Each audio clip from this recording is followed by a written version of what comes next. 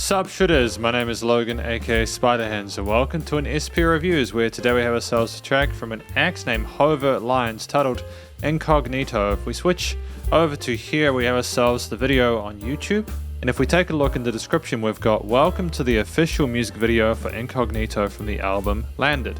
Join us on a captivating journey through life's unpredictable path where we delve into the essence of our existence. So it sounds like it could be some interesting stuff, but basically we're going to listen through this track from start to finish and we're going to hear what we think. Let's go. So we've got Shahid Rahman for musical and Salesh Pillai for direction. I assume for the music video. Interesting. Feels like I'm going to be watching a movie or something like that, you know? I like the sound design with the wind, how it is in a stereo field.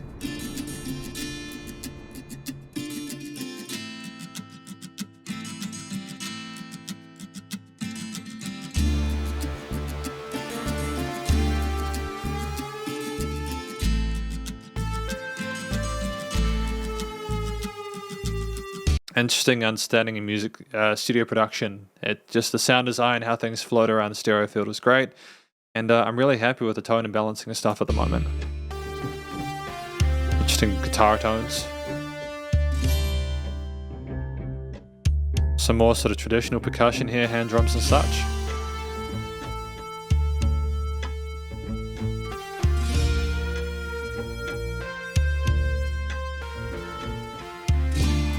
I've come here where my heart drowns. It's me there anywhere. There I go, my feet takes Incognito. An unusual voice, but I like it. I don't hear many people with that texture to their voice, and it's great. I like the folkish kind of resonance here, but the organs that we had as a call and response before are kind of cool as well. Why and what for going tense will, the way the child loves to play.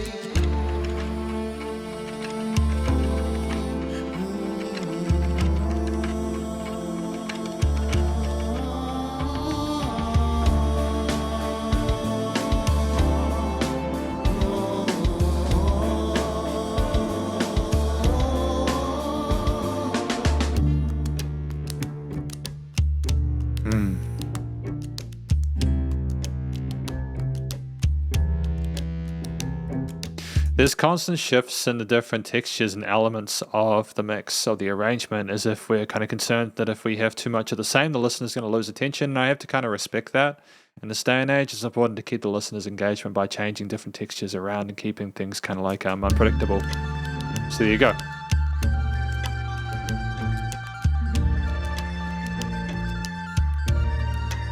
I wonder how many layers there would have been in the AW.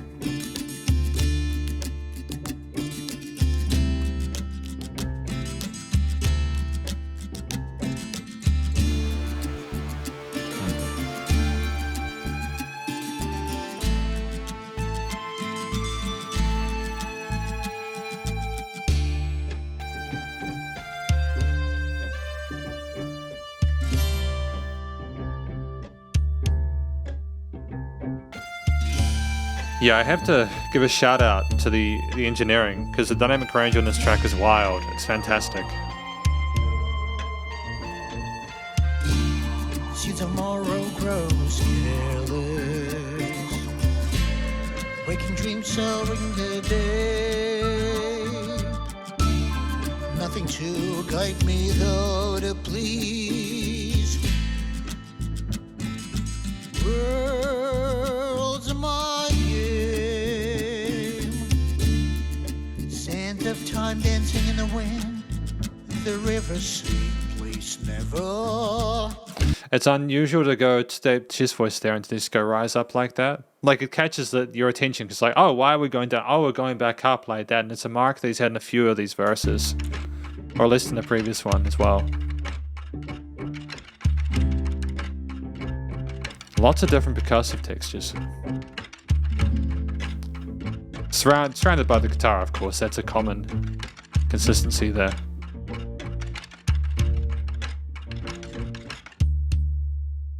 And that's the track.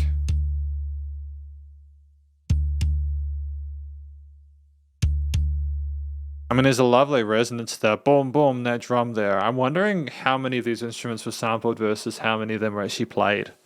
It'd be cool to know the production process as well. I'm really happy with how professional everything sounds on that end. And this is the conclusion of my review of this track from Hovert Lines titled Incognito. What do I think this track's about? I think this track is about someone who is just exploring the world, getting to know themselves, trying to understand what's surrounding them, going where their heart takes them, allowing themselves to explore and have like a childlike innocence to it, a wonderment with their surroundings and the possibilities. That's basically what I think this is about.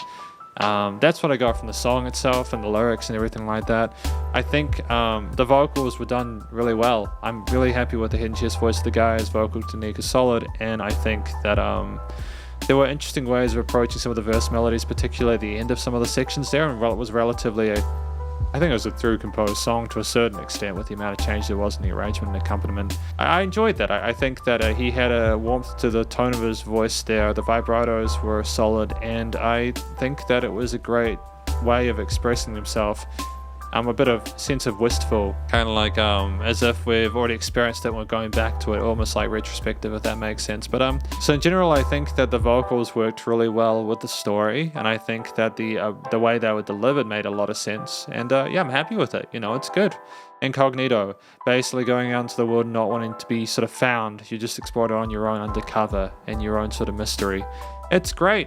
I think that aside from the vocal performance there, where we had a sense of minimalism with that, we didn't want to sort of coat the song too much in this with the singing. I think we wanted to tell our story, go out, allow a few more sort of scenes to play out, especially like that main music motif for the bombastic sort of like distorted guitar parts and the other sort of resonances there.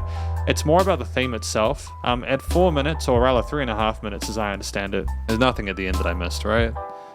Yeah, I think it's just, it continues with that boom, boom kind of drum there at the end, as if it's the time ticking away. But yeah, I think that the theme at 3.5 minutes carried us throughout.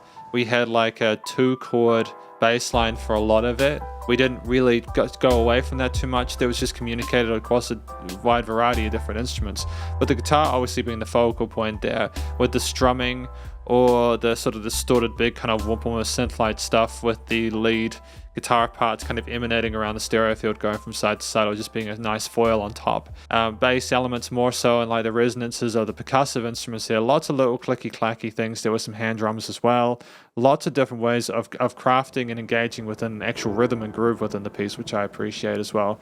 Because when you've got most of the focus on the guitar parts and the vocals, especially if the vocals are more minimalist than the guitars, kind of obviously just remove themselves. You've got to have something else to take their place, otherwise it feels empty and sparse.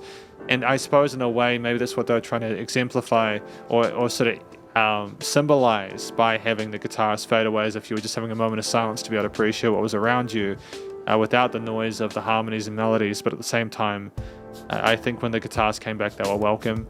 I don't think there was any filler in this track. They had organs as well, which were kind of dope. I like the organs coming in at some point. They're just kind of in that mid-range on the side. They're kind of fluttering, almost as like a cool response to what was going on with the lyrics and the storytelling, which I think was great. It was a nice use of space.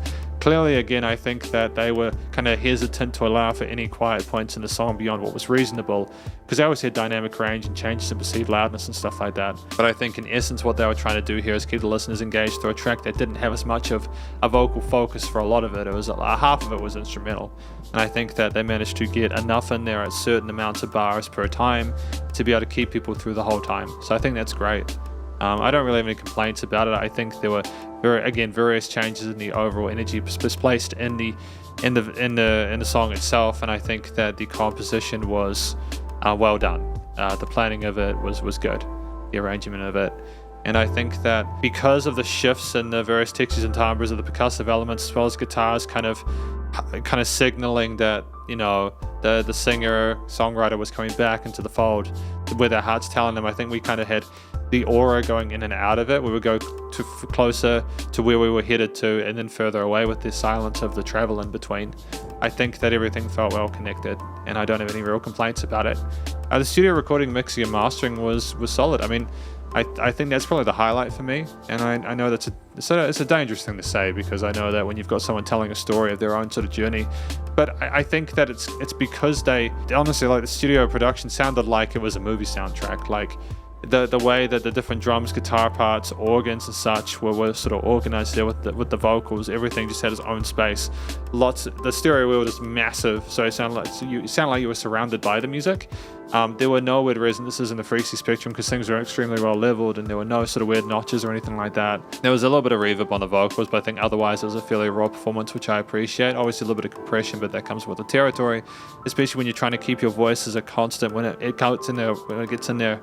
And especially when you're in comparison to everything else going on, all those quiet and loud hits. There was dynamic range to this. Everything wasn't the same loudness. There was automation of parts in the stereo field there, things moving around, like the vocal. I think there was some backing vocals at one part, which went from like the right to left. Guitars kind of soaring around the place. Maybe some automation on like the effects change of the guitars and stuff like that to kind of get them, or maybe there was violining. It could have been violining or like a volume pedal or something like that. I think finally the limiting compression, like, it was nice and loud without pumping. And I mean, effectively, this is my review of a track that I'm actually really impressed by, from Shahid Rahman and Salesh Pillai from Hovert Lines, the music video for the track Incognito. Hopefully you enjoyed it. If you did, please go show them some love via their various social medias and their YouTube page, and stay cool and stay safe. And please remember to support your local musicians and artists at this point in time, as they have more than ever thought of crazy stuff going on in the world. And I'll catch you in the next review. Spiderhands out.